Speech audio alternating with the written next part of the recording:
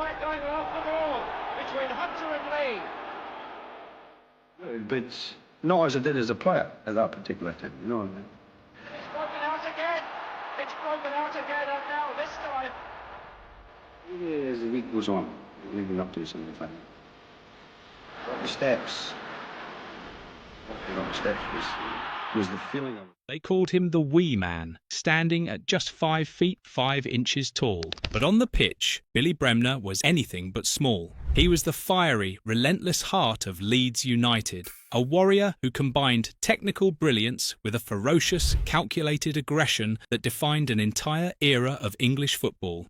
He couldn't rely on height or strength, so he developed something far more dangerous. An unbreakable will, and a reputation that preceded him onto every pitch. He remains Leeds United's greatest ever player, a statue commemorating his legacy outside the club's stadium. But beneath the glory lay a trail of bitter feuds, betrayals, and public scandals. This is the story of a man so committed to his craft that his biggest rivals weren't just opponents. They were true antagonists in conflicts that were personal, ideological, and even legal. What happens when a professional conflict becomes so personal that it haunts a player's legacy long after the final whistle? The first great feud was with fellow Scottish international Dave Mackay. Their rivalry was a clash of titans, but in 1966 it became a deeply personal conflict rooted in malice. Mackay, a Tottenham Hotspur legend, was in a vulnerable state, having recently suffered 2 severe leg fractures, and admitted he had concerns about ever playing again. The first break had come in 1963. Then, incredibly, he broke the same leg again in 1964 during his comeback attempt. During a feisty match between Leeds and Spurs, Bremner and Mackay went down near the touchline. When they got up, Mackay claims Bremner didn't just kick him, he deliberately targeted the same leg Mackay had broken twice. This wasn't a clumsy challenge. It was a calculated act intended to inflict maximum damage. In the rough-and-tumble football of the 1960s, hard tackles were expected, but there were lines most players wouldn't cross. Bremner crossed that line without hesitation. Mackay lost it, and the moment was captured in an iconic photograph showing him seizing a quivering Bremner by the neck. Though Mackay hated the photo, it forever defined Bremner's reputation for calculated rather than accidental cruelty. Mackay himself later said, "I could have accepted it if he'd kicked the other one, but he kicked the one I'd broken twice." That single moment became one of the most enduring images of 1960s football aggression. The photograph captured everything people loved and feared about football in that era. Mackay's rage, Bremner's apparent fear, the referee rushing in helplessly. It's been reproduced thousands of times, appearing in books, documentaries, and museums dedicated to the sport's history. Mackay joked that if he had a fiver for every time someone asked him to sign it, he'd be a millionaire. Then came the Showdown with Kevin Keegan. This was more than a fight. It was a symbolic clash between the old, controversial Leeds and the new, rising powerhouse of Liverpool. The setting was the 1974 FA Charity Shield, and it was Brian Clough's first game in charge of Leeds United. Clough had already antagonised the team by saying their medals were not won fairly. Bremner, as captain, saw his on-field performance as an act of defiance. He repeatedly scuffled with Kevin Keegan, intent on making his afternoon an absolute misery. Keegan represented everything Bremner opposed. He was young, talented, part of Liverpool's new generation, and on the pitch during Clough's debut, making him the perfect target for Bremner's frustration. Accounts suggest the brawl ignited after Bremner's teammate Johnny Giles hit Keegan. But when Keegan turned around, it was Bremner who was nearest, and a fistfight ensued. In a final act of theatrical fury, both players were dismissed and ripped off their shirts, making the incident front-page news. The image of 2 grown men, England's finest footballers, brawling at Wembley in front of thousands, shocked the nation.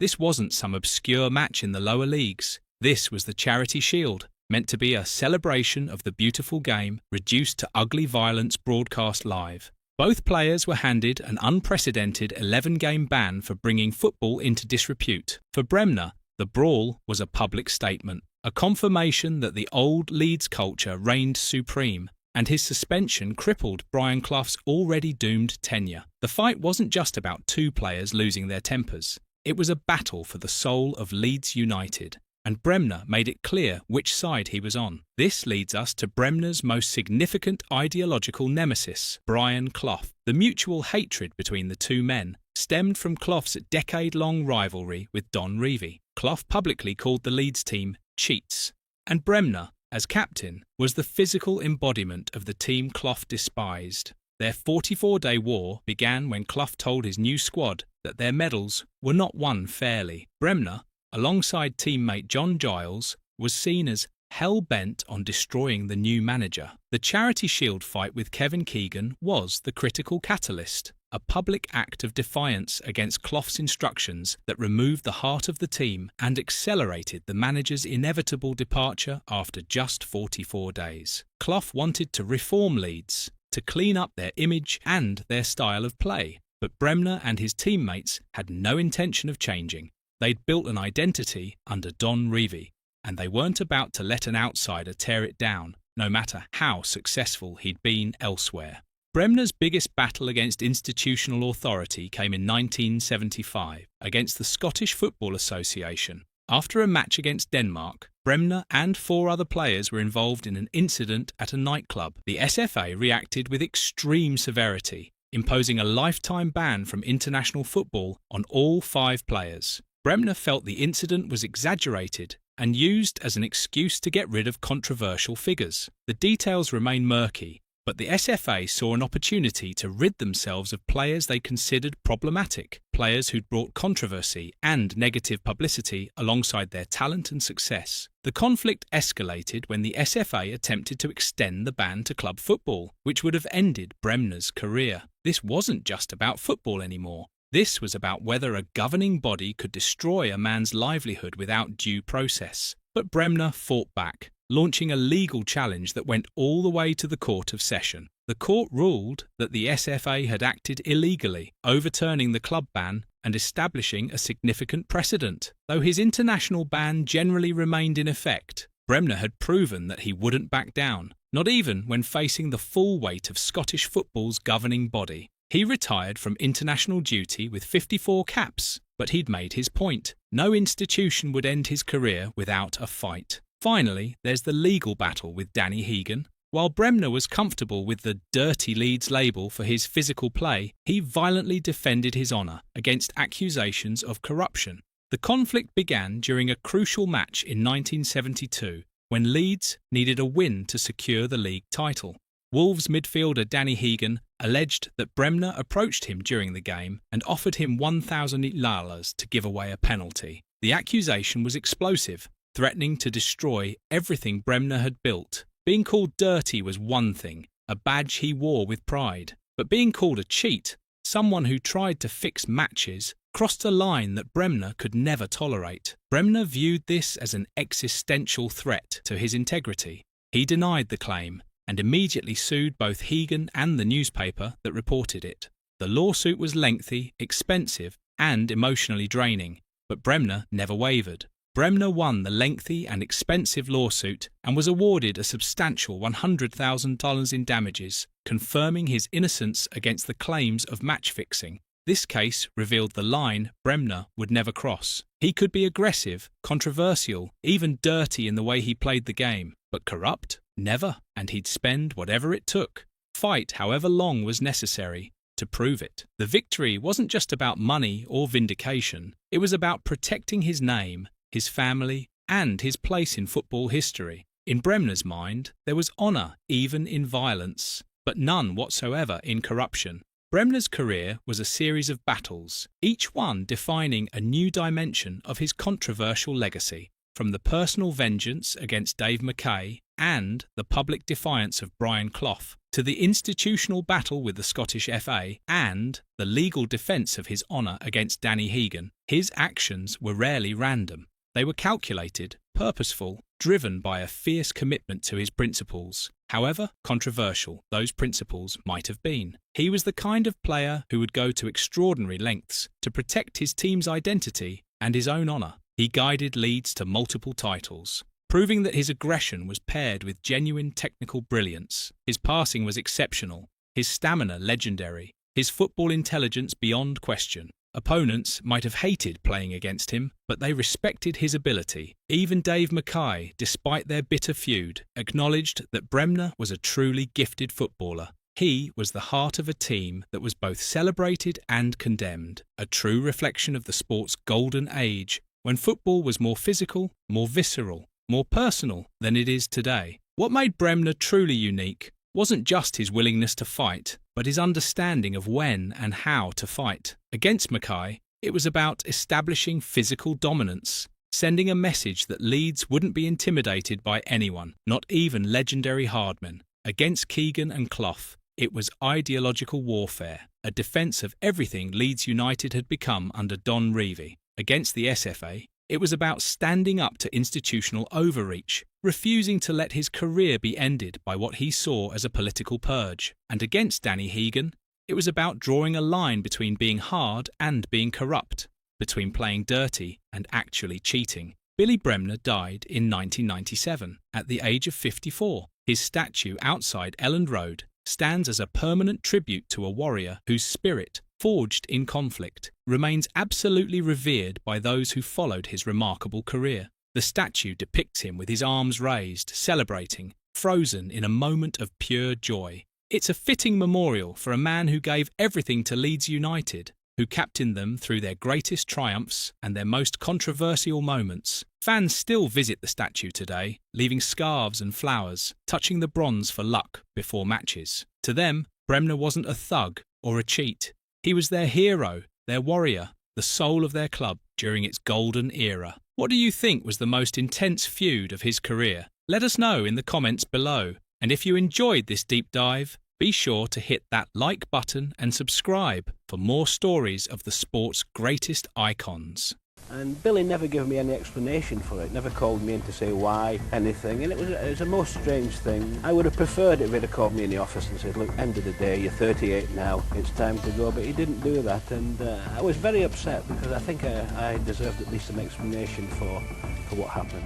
He makes me sick. That's how Peter Lorimer once described one of the 5 men who haunted his football career. Fans remember him as Hot Shot. He was Leeds United's all-time top scorer. His right boot could fire shots at nearly 90 miles per hour. He scored 238 goals for the club. He won 2 league titles, the FA Cup and the League Cup. But Peter Lorimer's legacy is marked by bitterness, betrayal and anger. These 5 names didn't just annoy him, they defined his pain. They turned a glorious career into a story of frustration and regret. Brian Clough hated Peter Lorimer long before he became his manager. This wasn't just a work problem, it was personal. It was a vendetta that lasted years. Back in 1972, Clough was the manager of Derby County. Derby was Leeds United's big rival. Clough didn't just compete with Leeds, he attacked them in public. He called them cheats. He said they were dirty players. He derided them constantly in the press. Then came the moment that changed everything.